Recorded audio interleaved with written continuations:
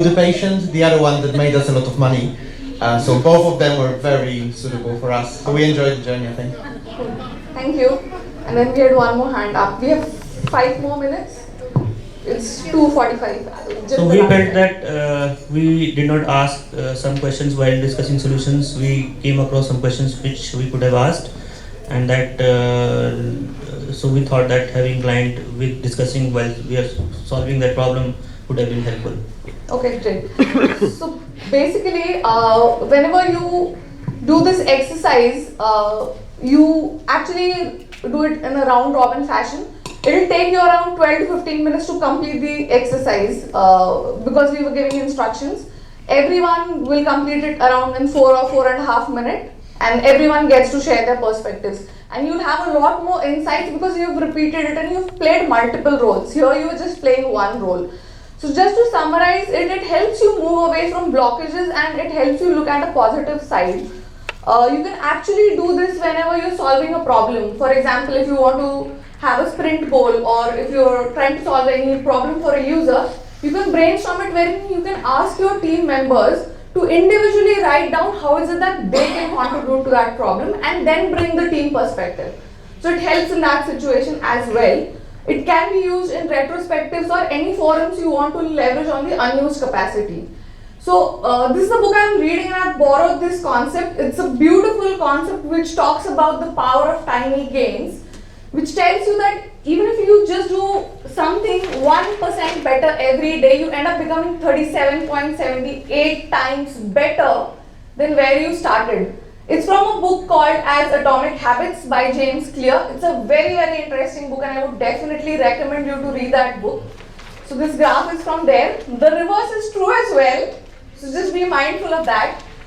This concept is actually borrowed from a set of concepts which is called as liberating structures. Unlike your traditional meetings or PowerPoint presentations or just doing one-sided meetings where just one person talks, they introduce a shift in the way you plan, meet and relate to one another. It is a set of 30 plus such activities that we did here. I've just clubbed 2 of them. The first one was called as 15% solution, which you know, and I've clubbed it with another activity which is called as Troika because you are in groups of 3.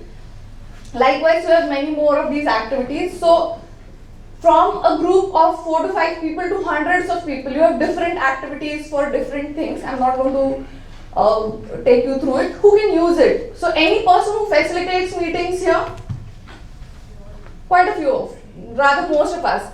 So anyone from executive to grassroots level, anyone who facilitates meetings, you really don't need any special talent, only mastery is the key. Last one from me. As a business analyst, I have to do a lot of product discovery workshops or inceptions or a lot of planning meetings. And this is a quick takeaway of whether if you're doing a definition of done or if you're doing a daily stand-up or if you're doing a retrospective. These are the different techniques I've used at different places. You can take a picture, I can share the slide with you later. These are some resources. This is a website. The book is pretty costly, I would not recommend it, but the website is beautiful and the app, iOS or Android, it is really nice and simple to use, free again. I will part with the leaving thought here, which is again taken from the book, a beautiful quote by Rabindranath Tagore, who says you cannot merely cross the sea just by standing and staring at the water. So you have to actually dive and do something about it. These are my contact details. You can just scan it. It will take you to my LinkedIn profile. For any questions that you have on this or the personal introduction manifesto that I spoke about, please feel free to get in touch. That's pretty much from me. Thank you for being such a wonderful audience.